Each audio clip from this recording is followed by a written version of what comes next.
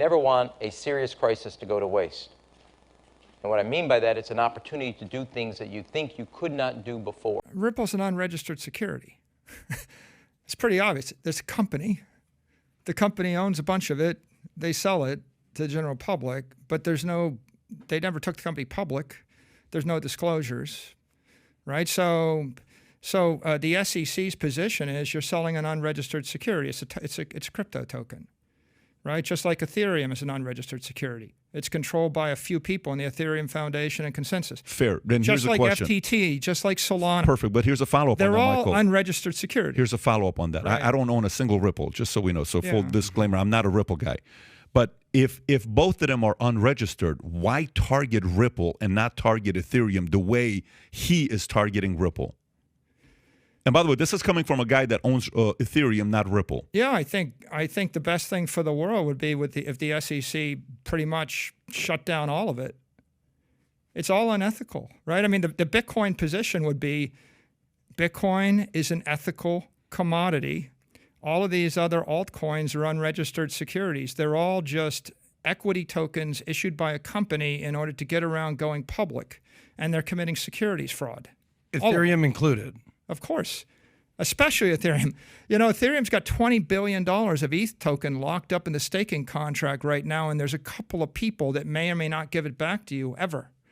Now, isn't that the definition of investment contract? If a bank took $20 billion of your assets, froze the window and said you can't have your money back ever, maybe in the year 2024, we're not sure. We're just going to keep it.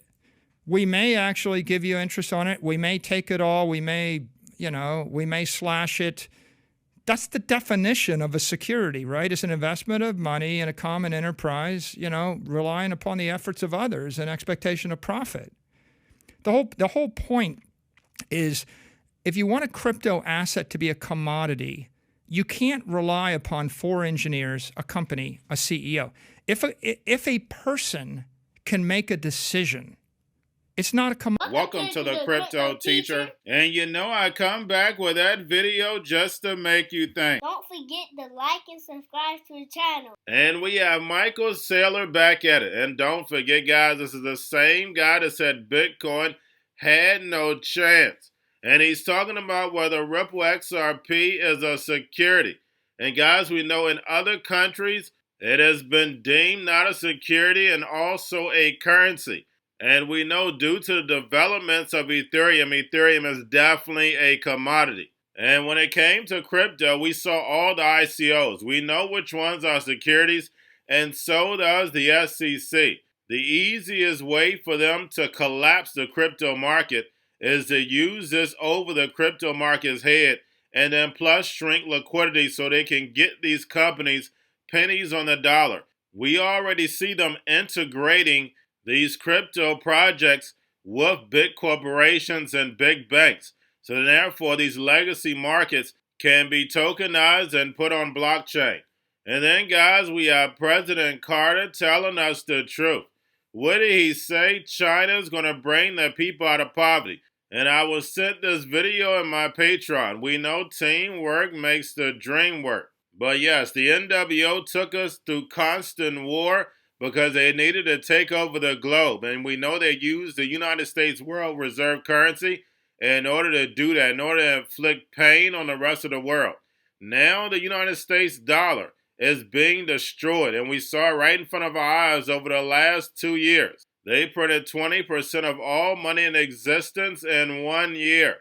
Now it's time for China, the dragon, to rise. That's the whole point of these lockdowns, because they're testing the 4th Industrial Revolution. The digital yuan is going to be airdropped to the people free of charge.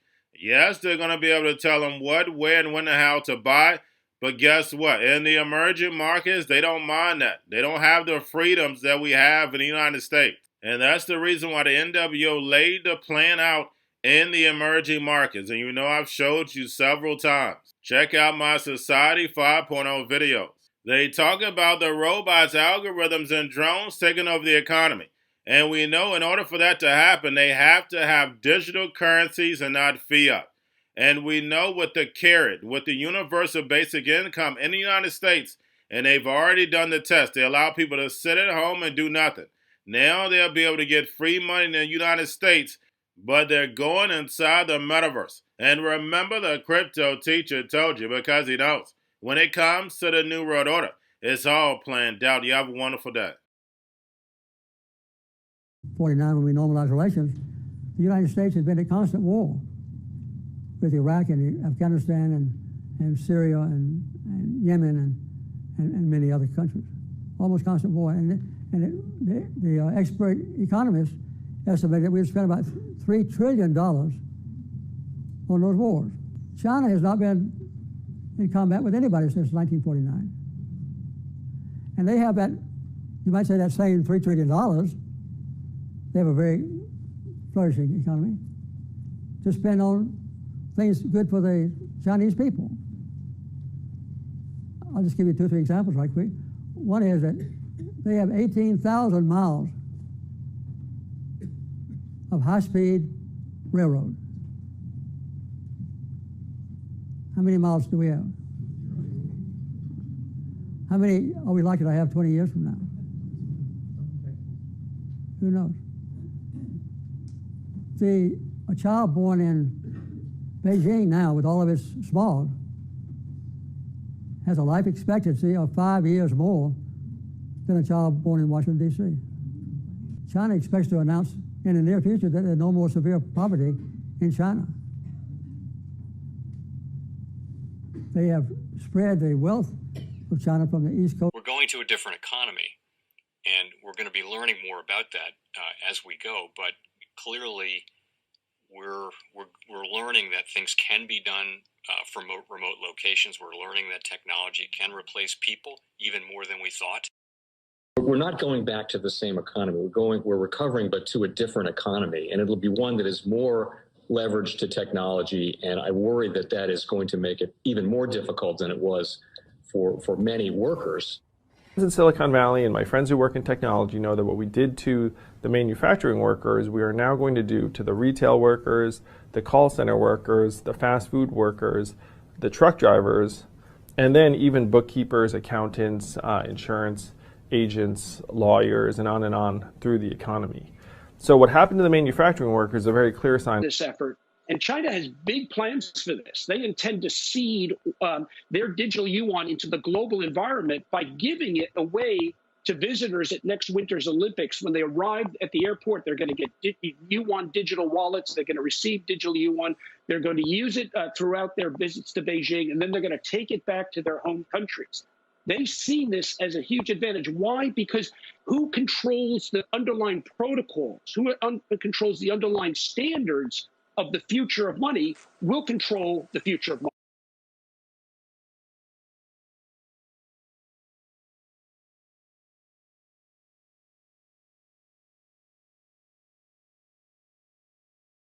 Most powerful person in the world is the storyteller. The storyteller sets the vision, values, and agenda of an entire generation to come. Steve Jobs.